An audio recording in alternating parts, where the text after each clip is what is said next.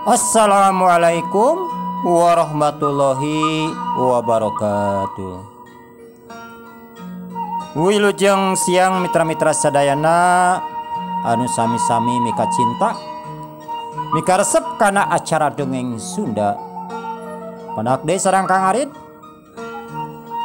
dina acara dongeng Sunda ayeuna bade nyandak carita enggal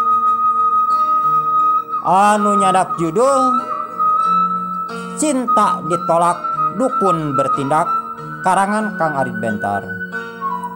Mudah-mudahan mitra-mitra sadayana tiasa kahibur ku ieu acara dongeng. Sareng satacana ieu dongeng dikawitan mobil anu kasabitna minuju alit kasebat asma nuju dewasa kasiniran lakuning lampah hapunten anu kasuhun. Da ieu mah mung sabatas karangan. Mitra-mitra sadayana supados teu nyangkolong teuing kana waktos sumangga ieu acara dongeng Sunda urang kawitan bae. Der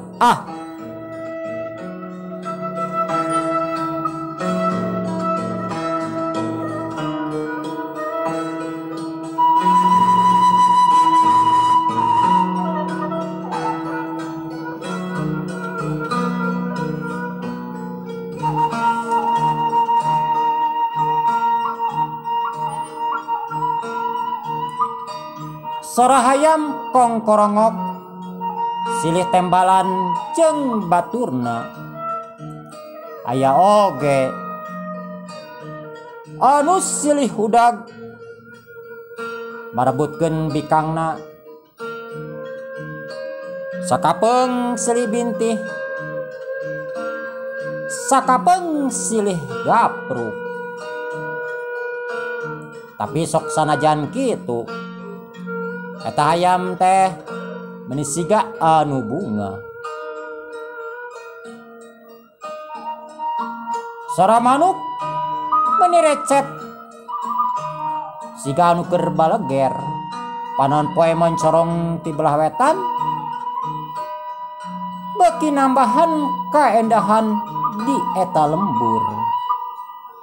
Harita teh keur manjing kana jam 8 isuk-isuk keur genah lamun dipake moyan atawa lamun moyan. Ari eta lembur ngaranna teh Cilandeuh. Warga Cilandeuh kaitung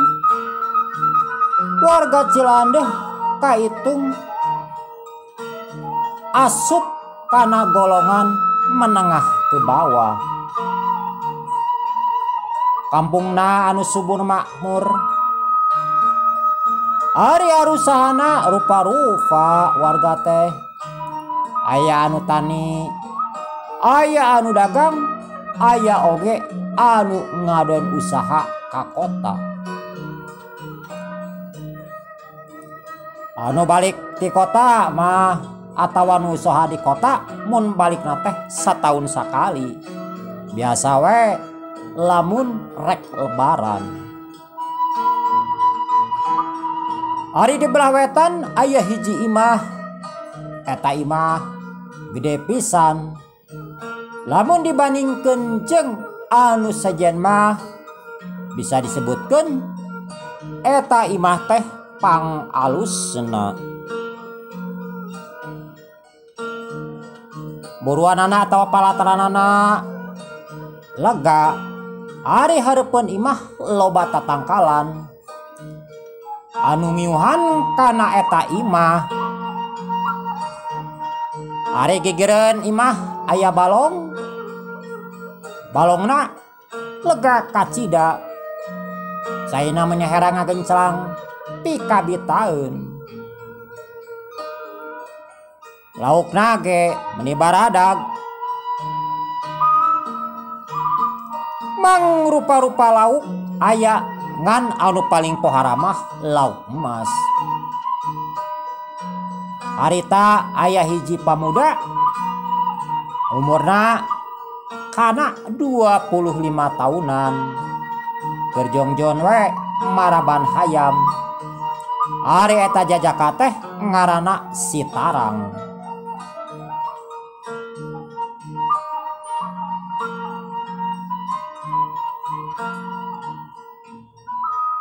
Sitarang kaitung jalma beunghar keur di lembur Cilandeuh mah bapana sawahna jeung tegalna hektaran. Jadi tanah sawah bapana teh kaitung panglegana di kampung Cilandeuh. Ngan Sitarang sifatna beda jeung batur. Anu disebut cegekan jeung teu kaopan lamun kasinggung teh. Babari naik amper, lamun mobil mah babarian panas. Sombongna lain di kieu.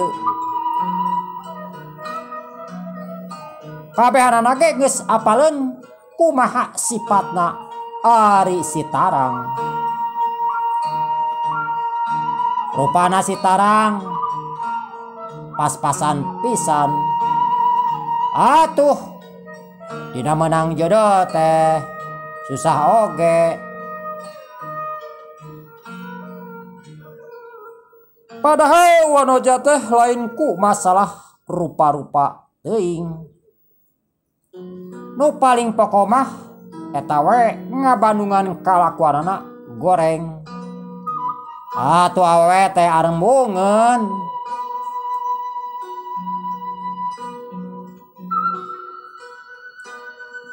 Matak manehna di lembur eta tara aya anu maturan. Intina mah hareameun ku sifatna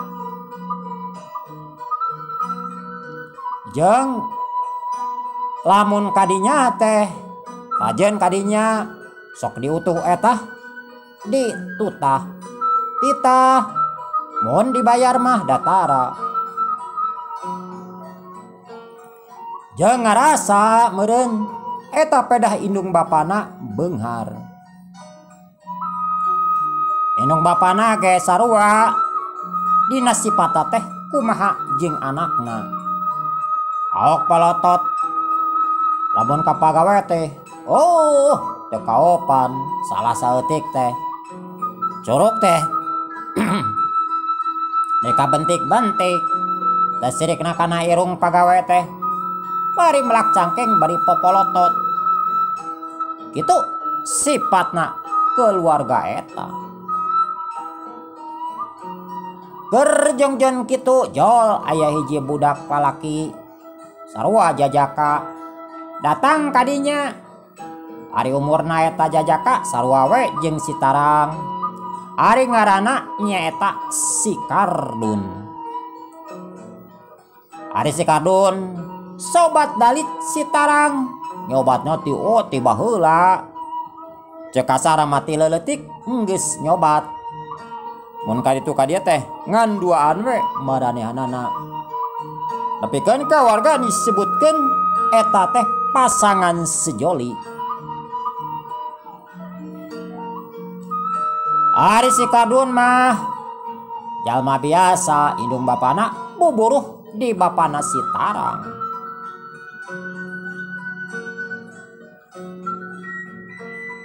Karenaon dang kitu cek Si Kardun nanya ka sobatna anu keur jongjon mereban hayam. Don biasa euy keur maraban hayam ka dieu sokor maneh ka dieu tadina mah urang rek ka ditu. Cek Sitarang mani atohon pisan ninggali sobatna datang kadinya. Atuh Si Kardun gek tiuk dina bangku gigireun Sitarang. Rek ngopi maneh Don? Es bogo we atuh. Lah tadi can ngopi. nya tungguan sakadang kitu nate si Tarang kegeruan ka pembantuna.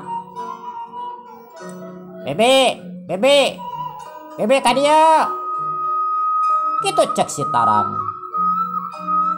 Dalela torojol aya hiji awewe umurna kana 30 tahunan ari ngaranna Nyi Uun.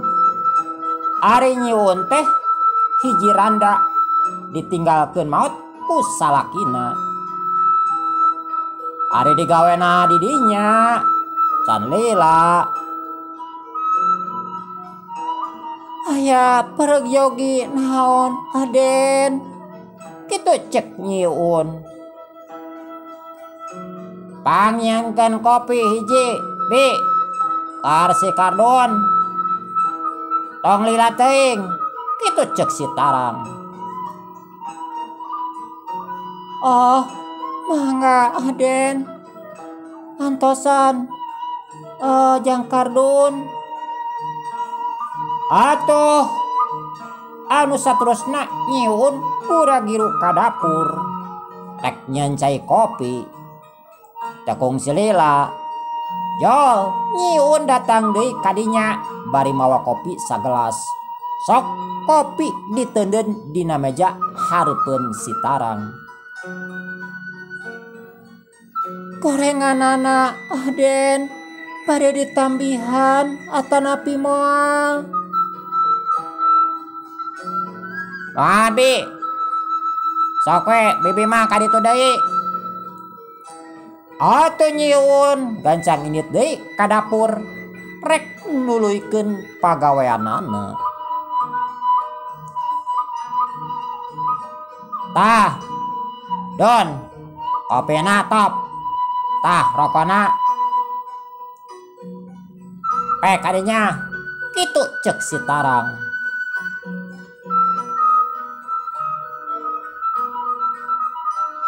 Atuh anu saterusna si Kardun minum kopi meni siga anu nyuruh siga anu nikmat.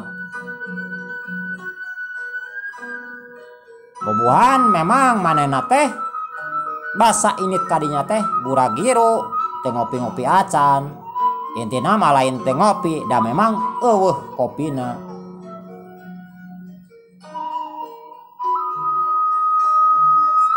Lain Don ayeuna nyase teu. Ose atuh Rang bari dinya mah moal aya basa teu nyase. Nah rek ka mana kitu? Anter urang rek meuli baju euy. Hayang meuli baju ye baju teh. Oh siap ira arang nya kewe lah sakedeung deui kitu cek si Tarang bari regot. Si Tarang minum kopi. Tah ayeuna urang rek kacai heula nya. Maneh dogoan we di dieu. Sak bade ngopi. Kitu cek si Tarang. Anu saterusna si Tarang terus ka jero imah nyaeta rek mandi. Aya meureun satengah jaman mah torojol si Tarang norojol deui bari geus saged.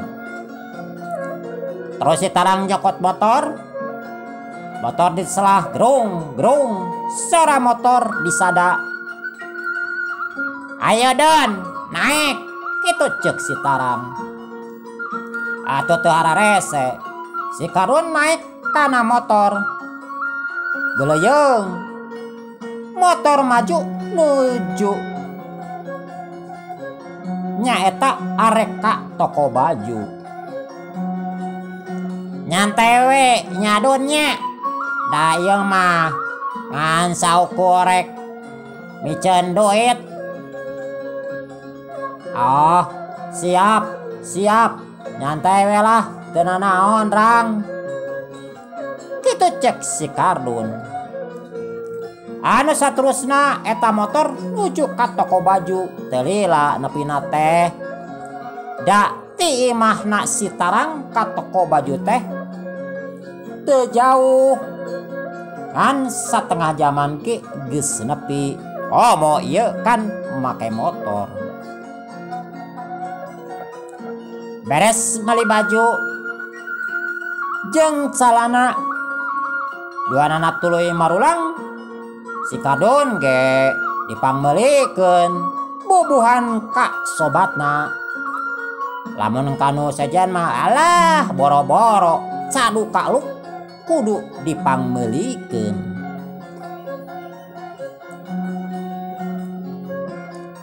Don, toh aya warung. Orang eureun heula ah. Orang ngopi heula. Kitu cek si Tarang. Bari nunjuk ka palebah warung. Siap Rang. Tu anu saterusna reg eta motor eureun di hareupeun warung.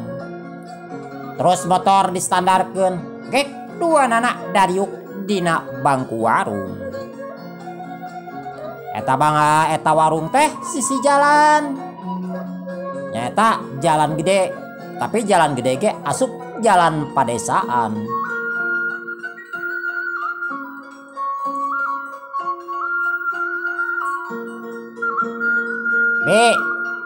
Kopi 2. Kitu cek si Tarang. Mangga Ujang. Hai Bi, naon Ujang? Den Tarang. Nabi teu apal saha ieu. Kitu cek si Kardun bari molotot. Atuh si bebe warung mending ngagebeg. Apal di ngaran teu apal di rupa. Iya teh Den Tarang. Hapunten Aden. Asa kalinglap. Bibi teh meuni asa kalinglap pisan. Kitu cek si bebe warung. Pura-pura. Padahal mah da si bebe warung karek nempo harita. Kak si Tarang teh cek pamikir si bebe warung sanajan aing geus kolot sudi teuing kudu kawin ka si Tarang. Kalinglap kumaha Bi? Cek si Tarang. Ayeuna mah asa langkung kasep.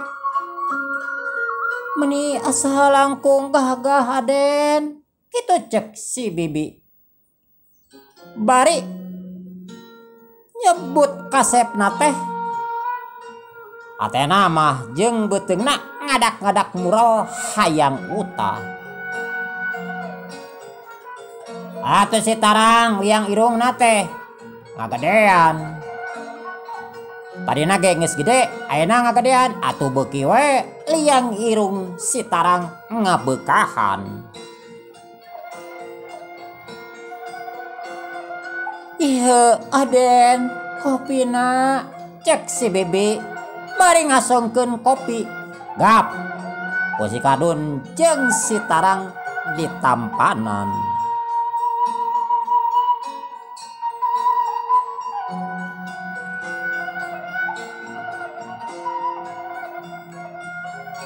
Keur kitu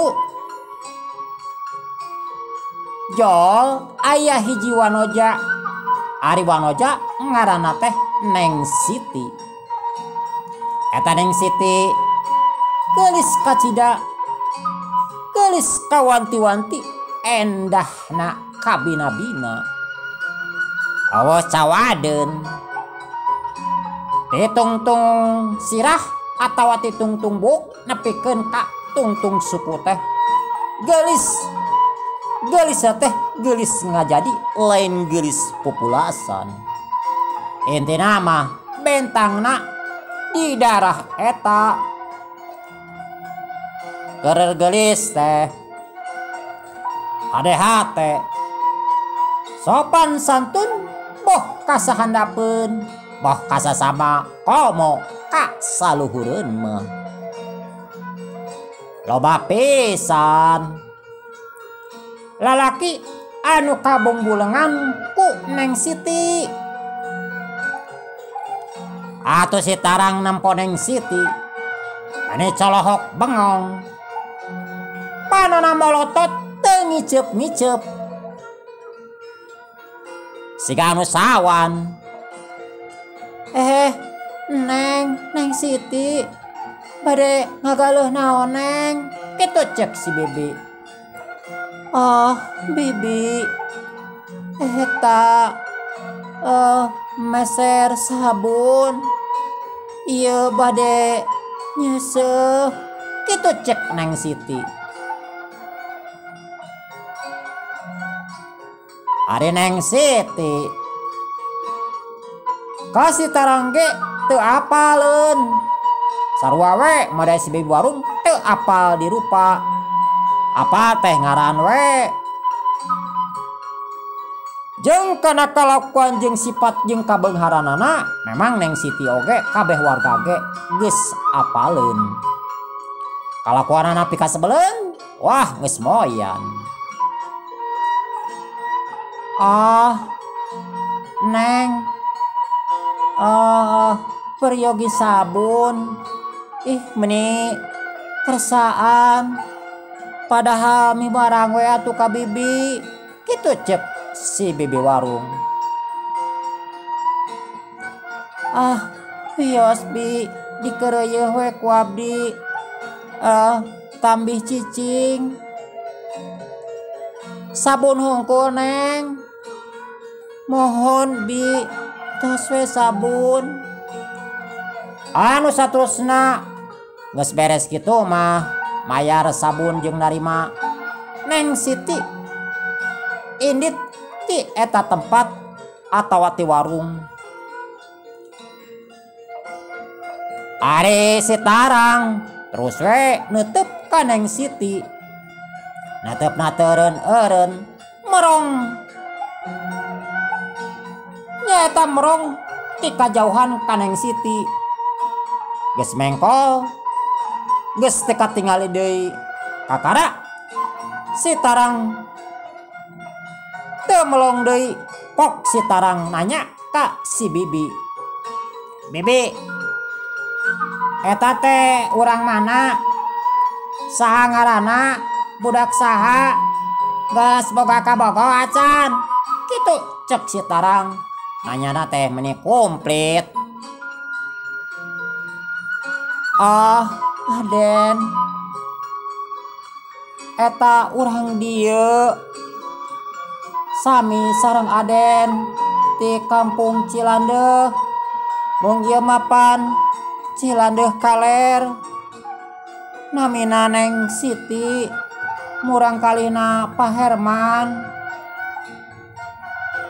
ari gaduh kabogoh mah teu acan sigana mah. Nah Aden naksir kitu cek si Bibi. Nyabi kakara urang mah nempo awewe meni geulis kitu belah mana eta teh mana Bi hayang ulin ka ditu kitu cek si tarang. Eta Aden pas pengkolan aya bumi cet hejo tah eta bumina. Siapi kelah rek ngahaja ka dieu ulin jeung Bi urang rek amanat ka Bibi apang bejakeunnya salam ti Den Tarang omat Bi. Mangga Aden bari kitu na teh si tarang mikeun duit 50.000. Bi, tah, tope. Ulangan namanya keur bibi. Hitung-hitung buruh ngabejakeun ka Neng Siti. Kitu cek si Tarang. Si Tarang ngadak-ngadak bager. Oh, nuhun Aden. Cek si bibi bari nampanan eta duit. Ayo Dona, orang balik. Anu saterusna dua nana baralik. Saja jalan si Tarang. Teu loba omong, ngahep-hepe pan biasana mah galecok. Tapi harita mah ngahep-hep siga hayam anu eleh gelut. Atawa siga hayam anu eleh diadu. Kok si Tarang masih keneh kabayang. Rupa Neng Siti anu geulis kawanti-wanti endahna kabina-bina. Delela dua nana geus nepi ka imah si Tarang. Tuluy motor diteunden. Don, di dieu heula urang ngobrol di teras, cek si Tarang. Atuh si Kardun gancang nyamperkeun ka sobatna gek diuk dina kursi. Doh, Don, orang mah kakara nampo eta awewe. Ih, meni gelis kace da. Bagja, euy, lamun orang bisa ngawin eta awewe anu ngaranna Neng Siti, bungah kacida siga namanya. Aduh, gigireun aya nu geulis. Kitu ceuk si Tarang. Bari merong ka luhur, ari leungeunna nanggeuy sirah anu tukangna bari disaranekeun kana kursi. Kumaha Don? Mane siap? Mantuan orang, mun orang hayang menangkeun Neng Siti. Kitu cek si Tarang. Ah, Tang, masalah eta mah tong ditanya atuh. Pokona mah urang mah siap keur ngabantu nepikeun kabeunangna eta awewe anu ngaranna Neng Siti. Nyantai coy, nyantai. Sapanjang urang hidup keneh didinya tong gemper. Kitu cek si Kardun. Naon Don? Naon pisan? Tah, poe Minggu lah urang ka ditu deui. Omat pake baju anu basa urang meuli teh anu anyar.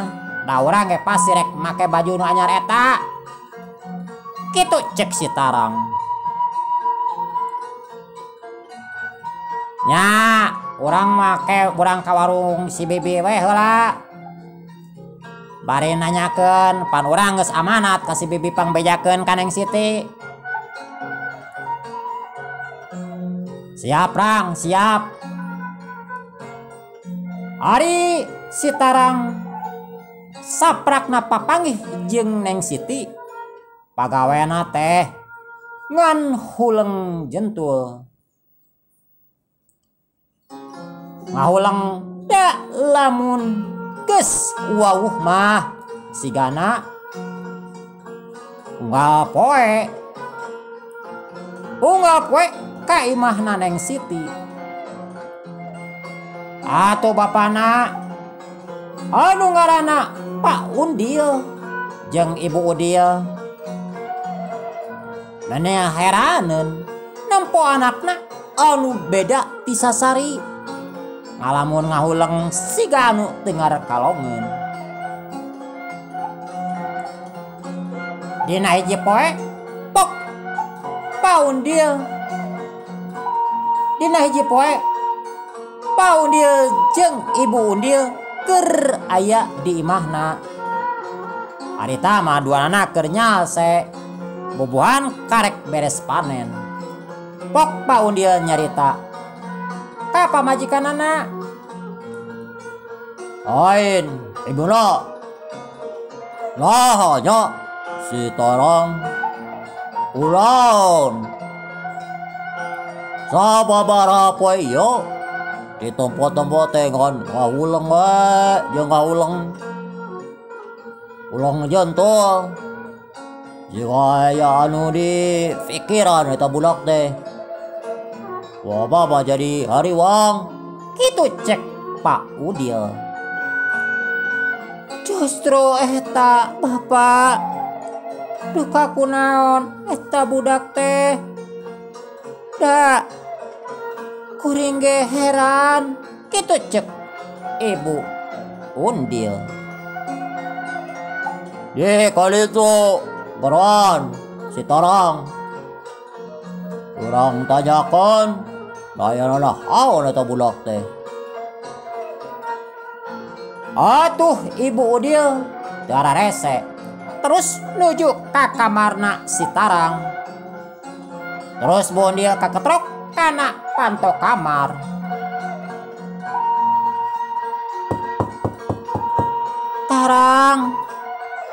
Tarang, cek Bapak ka dieu.